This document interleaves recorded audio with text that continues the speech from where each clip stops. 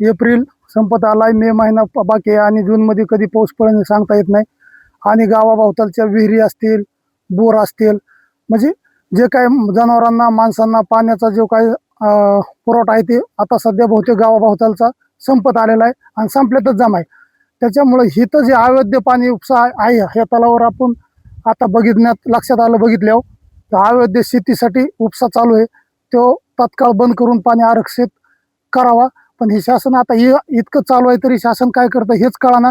पुढे भविष्यात पाण्याची टंचाई जर आली तर त्याला जबाबदार कोण राहील? उन्हामुळं बाष्पीभवनाचा वेग दुपटीनं वाढतोय, त्यामुळे शेत विहिरी असतील, विंधन विहिरी असतील, त्या ठिकाणचा पाणीसाठा कमी होत चाललाय. आणि तलाव जे आहे त्या ठिकाणी नियमाप्रमाणे जर पाहिलं तर 67% पाणी जलसिंचनासाठी आणि 33% पाणी मानवीसाठी असेल, जनावरांसाठी असेल, वन्यजीवांसाठी राखीव ठेवणे बंधनकारक आहे.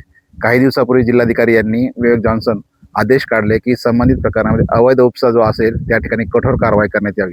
मात्र महसूल प्रशासन असेल, पाटबंधारे विभाग असेल, महावितरण विभाग असेल यांना आदेश देऊनही ते केवळ कागदपत्री घोडे नाचत आहेत. आपण आज पाहिलं तर पाटोदा तालुक्यातील भाया जो साठवण तलाव आहे या ठिकाणी बऱ्याच प्रमाणावर आजही मोठ्या प्रमाणावर जलसिंचनासाठी पाणी उपसा केला जातं आणि भविष्य काळामध्ये तीव्र पाणी टंचाई भासण्याची शक्यता आहे.